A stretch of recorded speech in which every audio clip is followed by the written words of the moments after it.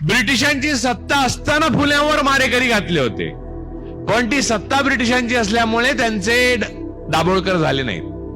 मी तुम्हाला, तुम्ही एक ब्राह्मण म्हणून सांगतो तुम्हाला, ब्राह्मण जेव्हा आंबेडकरवादी, पॅन्थर्स आणि दलित किंवा बहुजनांच्या सभेत येऊन काय बोलतो यावर त्या ब्राह्मणावर विश्वास ठेवू नका. तो 1000 ब्राह्मणांच्या समोर काय बोलतो यावर विश्वास ठेवा. तिथे दादर मध्ये महाराष्ट्राला मुंबई मिळाल्यावर पहिले डॉक्टर बाबासाहेबांचं स्मारक व्हायला पाहिजे, निदान राजर्षी शाहू महाराजांचं व्हायला पाहिजे, छत्रपती शिवाजी महाराजांचं व्हायला पाहिजे. सावरकरांचं कुठून आलं स्मारक? बुलडोज केलं पाहिजे ते पहिल्यांदा. संविधानाच्या विरोधात गेलं की तुमचे वडील पण तुमच्याकडनं काढून घेता येतात, हे तुमच्या लक्षात आज आलं असेल. मनुस्मृती या देशातल्या उच्चवर्णीयांच्या मनातून कधीही पुसली गेली नाही. ताकद आपल्याकडे कमी आहे तोपर्यंत ते चुप्प बसले होते, एवढंच. जेव्हा हिंदुत्व असं म्हटलं जातं तेव्हा ते जातीसहित येतं. हिंदुत्व हे जातीविरहित असू शकत नाही. दुर्दैवाने आज ब्राह्मणवादाची संपूर्ण पालखी बहुजन वाहत आहेत. त्यामुळे प्रॉब्लेम काय झाला, जेव्हा वेळ आली आत्ता मनुस्मृतीची पुनर्स्थापना करण्याची, तेव्हा बहुजनांमधले ओबीसी आणि मराठे सुद्धा ब्राह्मणवादाच्या पालखीचे भोई झालेत. त्यांना तो हिंदुत्ववाद वाटतो. आणि धर्मग्रंथांबद्दल बहुजनांना पराकोटीचा आदर का? कारण त्यांना वाचायचा अधिकारच नव्हता. त्यामुळे आतमध्ये काय लिहिलं हे माहित नसल्यामुळे आदर. बरं, गंमत अशी की संविधान हे सुद्धा एक धर्मग्रंथ बनवला, ते आतमध्ये काय लिहिले ते वाचलं नाही नंतर. त्यामुळे आपली जी परंपरागत सवय आहे, मूळ न वाचताच त्याच्यावर विश्वास ठेवणं, आणि हे काहीतरी पुण्यप्रत पुस्तक आहे.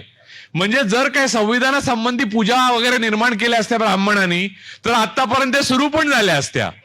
तुमच्या कुंडलीमध्ये असंविधान योग दिसतोय, त्यामुळे जेलमध्ये जाल. तर ही शांती केली तर तुम्हाला पुन्हा संविधान योग प्राप्त होऊन तुम्ही त्यातून मुक्त व्हाल. अशी एक काहीतरी पुंगी सोडली तर मला खात्री आहे की कुठच्या तरी नदीच्या काठावर तुफान फायदा होऊ लागेल. मी तुम्हाला सांगतो, तुम्ही एक ब्राह्मण म्हणून सांगतो तुम्हाला, ब्राह्मण जेव्हा आंबेडकरवादी, पॅन्थर्स आणि दलित किंवा बहुजनांच्या सभेत येऊन काय बोलतो यावर त्या ब्राह्मणावर विश्वास ठेवू नका. तो 1000 ब्राह्मणांच्या समोर काय बोलतो यावर विश्वास ठेवा.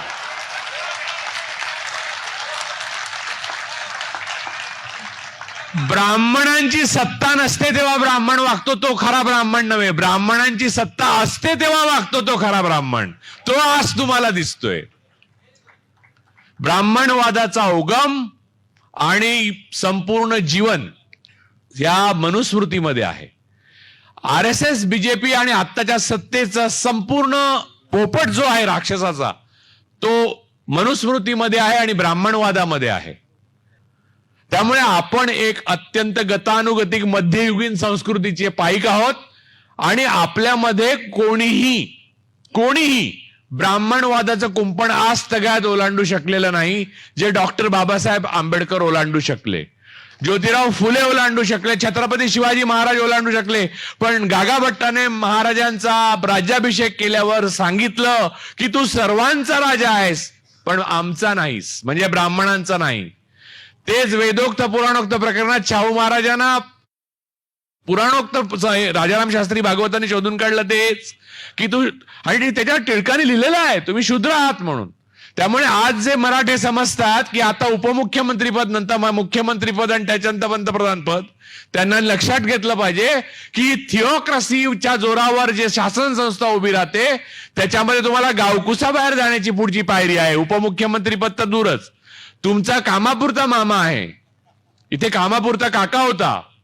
तर मूळ मुद्दा असा आहे की मनुस्मृती ही मनातनं मारली पाहिजे आणि ती पहिले आपल्या मारली पाहिजे. आणि ब्राह्मणावर जोपर्यंत ते ब्राह्मण बहुमतात असताना सुद्धा त्यांच्या विरुद्ध बोलत नाहीत तोपर्यंत विश्वास ठेवू नका. ब्राह्मणवाद नेहमीच कोणत्याही साध्य साधन सुचिताविना खेळत आलेला आहे. आणि इथे तर फॅसिस्ट आणि ब्राह्मणिझम यांचं कॉम्बिनेशन आहे. दिस इज डेडली कॉम्बिनेशन.